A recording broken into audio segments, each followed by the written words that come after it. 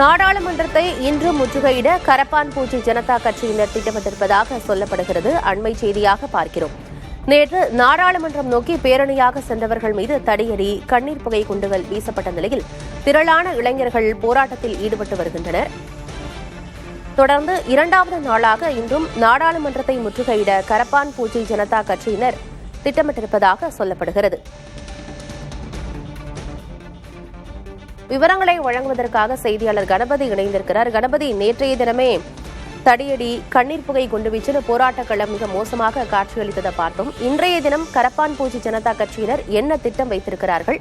நிலைமையை கட்டுக்குள்ள வைப்பதற்காக அங்கு காவல்துறையினர் குவிக்கப்பட்டிருக்காங்களா? அவங்க தரப்பிலிருந்து என்ன முன்னெடுப்புகள் எடுக்க போறாங்க? நேற்று மத்திய அரசுடன் கரப்பான்பூச்சி ஜனதா கட்சி பேச்சுவார்த்தை தொடங்கி இருக்கிறது. மத்திய சுகாதாரத்துறை அமைச்சர் JP நட்டாவை கரப்பான்பூச்சி ஜனதா கட்சியின் பிரதிநிதிகள் சந்தித்தனர். அப்படி இருந்த சூழ்நிலையிலும் மேலும் நாடாளுமன்ற வளாகத்துக்கு ஊர்வலம் செல்வதாக 20ஆம் தேதி, அதாவது நேற்றைய தினம் அப்படி நடைபெறும் என அறிவித்திருந்த நிலையில் இன்று மீண்டும் தங்களுடைய போராட்டத்தை தொடர்வது என கரப்பான்பூச்சி ஜனதா கட்சியைச் சேர்ந்தவர்கள் முடிவு செய்திருக்கிறார்கள். நேற்று இரவிலே ஜந்தர் மந்தர் பகுதியில் கேரளா ஹவுஸ் வாசல் நுழைவாயில் அருகே அவர்கள் முகாமிட்டு அங்கேயே பலர் தங்கியிருந்தார்கள். இன்று காலை பிற ஆதரவாளர்கள் அங்கே வர தொடங்கி இருக்கிறார்கள். கணிசமான எண்ணிக்கையிலே ஆதரவாளர்கள் ஜந்தர் மந்தர் பகுதியிலே திரண்ட பிறகு ஊர்வலம் நடத்தலாம் என கரப்பான்பூச்சி ஜனதா கட்சி திட்டமிட்டுள்ளது. இன்று கோரிக்கைகள் அதே கோரிக்கைகளாகத்தான் இருக்கும்.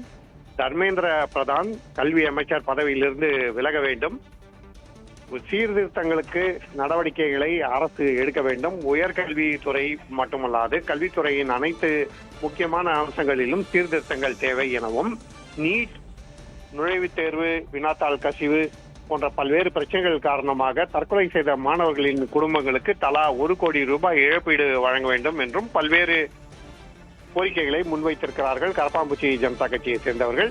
அந்த கோரிக்கைகளை வலியுறுத்தி இன்றும் ஆர்ப்பாட்டம் தொடங்கி பின்னர் ஊர்வலம் நடத்தலாம் என திட்டமிட்டிருக்கிறார்கள். காவல்துறையினர் நேற்று நடந்த சம்பவங்களுக்கு பிறகு இன்று பாதுகாப்பை மேலும் பலப்படுத்தி இருக்கிறார்கள். டெல்லியின் எல்லைகளில் தொடங்கி புதுடெல்லி பகுதியிலே ஜந்தர் மந்தர், நாடாளுமன்ற வளாகம் மற்றும் அதை சுற்றியுள்ள பகுதிகள் அனைத்திலுமே பலத்த பாதுகாவல் போடப்பட்டிருக்கிறது. சாலைகளிலே தடுப்புகள் அமைக்கப்பட்டு வாகன தணிக்கை நடைபெறுகிறது. எல்லா பகுதிகளிலும் டெல்லி காவல்துறையினர் மற்றும் பாதுகாப்பு படையினர் அதிக எண்ணிக்கையிலே உள்ளனர். நேற்று கண்ணீர் புகை வீச்சு, அடியடி என்று நடந்ததன் காரணமாக சோனம் வாங்சுக் தனது உண்ணாவிரத போராட்டத்தை தொடர முடிவு செய்திருக்கிறார் எனவும் கரப்பான்பூச்சி ஜனதா கட்சியை சேர்ந்தவர்கள் தெரிவித்திருக்கிறார்கள். இன்று டெல்லி உயர்நீதிமன்றத்திலே சோனம் வாங்சுக் வழக்கு விசாரணைக்கு வருகிறது. அவரை டெல்லி சப்தர்ஜங் மருத்துவமனையிலிருந்து விடுவிக்க வேண்டும். அவரது குடும்பத்தினர் அவரது சிகிச்சையை தனியார் மருத்துவமனையிலே தொடருவார்கள் என வலியுறுத்தி உயர்நீதிமன்றத்திலே மனு தாக்கல் செய்யப்பட்டிருக்கிறது. இந்த மனு இன்று மீண்டும் விசாரணைக்கு வருவோம். அப்போது ஒருவேளை சோனம் வாங்சுக் விடுவிக்கப்பட்டால் அவரை ஜந்தர் மந்தருக்கு அழைக்கலாம் என கரப்பான்பூச்சி ஜனதா கட்சியினர் திட்டமிட்டிருக்கிறார்கள். ஆகவே இன்று போராட்டம் தொடரும் என அறிவிக்கப்பட்டிருக்கும் நிலையில் அந்த போராட்டத்தை எப்படி முன்னெடுத்துச் செல்வது என்பது குறித்து அபிஜித் தீப்கே உள்ளிட்ட கரப்பான்பூச்சி ஜனதா கட்சியின் தலைவர்கள் திட்டமிட்டுக் கொண்டிருக்கிறார்கள். ஆகவே இன்றும் புதுடெல்லி பகுதியிலே பல்வேறு இடங்களிலே ஆர்ப்பாட்டம் மற்றும் முற்றுகை போராட்டம் என நடைபெற வாய்ப்பு இருக்கிறது. விவரங்களுக்கு நன்றி கணபதி.